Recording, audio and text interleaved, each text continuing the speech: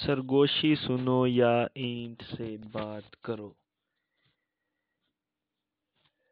एक नौजवान business manager अपनी ब्रांड न्यू BMW में दफ्तर से DHA में वाक़या घर जाते हुए एक पसमानदा इलाके से, जो कि मज़ाफ़ात में ही वाक़या था, वहाँ से गुज़रा। अचानक इसने एक छोटे बच्चे को भाग कर सड़क की तरफ आते देखा तो गाड़ी आस्था की।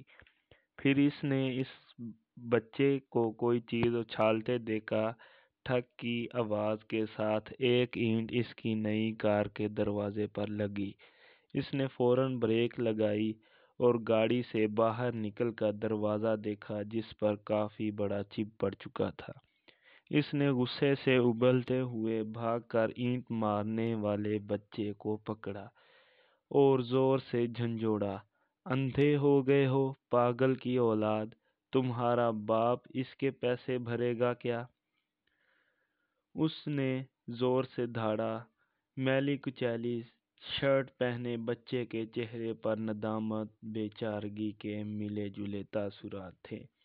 सही मुझे कुछ नहीं पता, मैं और क्या करूं? मैं हाथ उठाकर भागता रहा मगर किसी ने गल नहीं सुनी। इसने टूटी फूटी उर्दू में कुछ कहा। अचानक इसकी आंखों से आंसू उबल पड़े और इस सड़क के एक नशीबी इलाके की तरफ इशारा करके कहा, उधर मेरा अब्बा गिरा पड़ा है, बहुत भारी है, मुझसे उठ नहीं रहा, मैं क्या करता?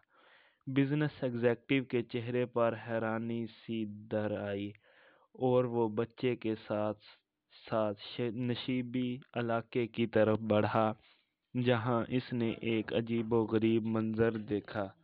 एक माजूर शख्स औंधे मुंह मिट्टी में पड़ा था और साथ ही एक व्हील चेयर गिरी पड़ी थी। दिखाई दे रहा था कि शायद वजन के बास बच्चे से व्हील चेयर संभाली नहीं जा सकी थी। साथ ही पके हुए चावल गिरे हुए थे, जो शायद बाप बेटा कहीं से मांग कर लाए थे। साईं मेहरबानी करो, मेरे अब्बे को उठवा कर कुर्सी पर बिठा दो। अब मैली शर्ट वाला बच्चा बकायदा हिचकिचाँ ले रहा था। नौजवान एग्जेक्टिव के गले में जैसे फंदा सा लग गया। इसे सारा मामला समझ आ गया। इसे अपने गुस्से पर नदामत हुई।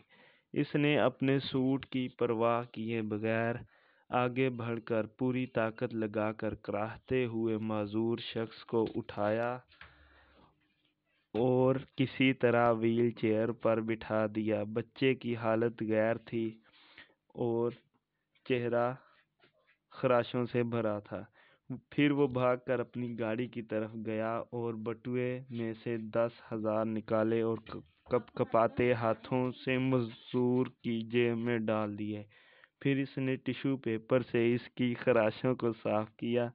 बच्चा ममनूनियत के आंसुओं से इसे देखता रहा और फिर बाप को चेयर पर बिठाकर अपनी झुग्गी की तरफ चल पड़ा। इसका बाप मुसलसल आसमान की तरफ हाथ उठाते हुए नौजवान को दुआएं दे रहा था।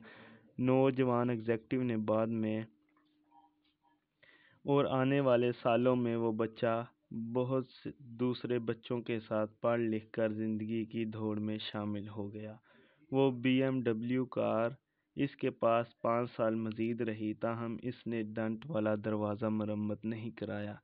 कभी कोई इससे पूछता तो वो बस यही कहता, जिंदगी की दौड़ में इतना तेज़ नहीं चलना चाहिए कि किसी को ईंट मारकर गाड़ी रोकना पड़े।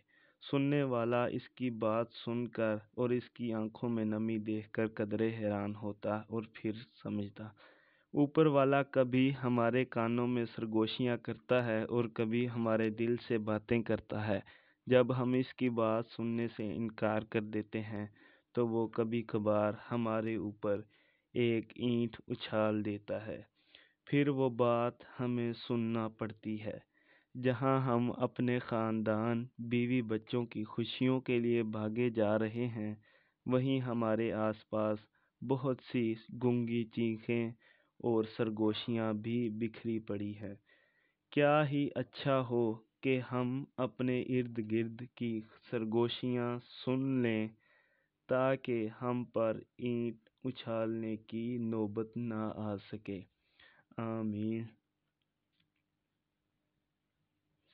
Thanks for watching. Please like, share and subscribe our channel for more best stories.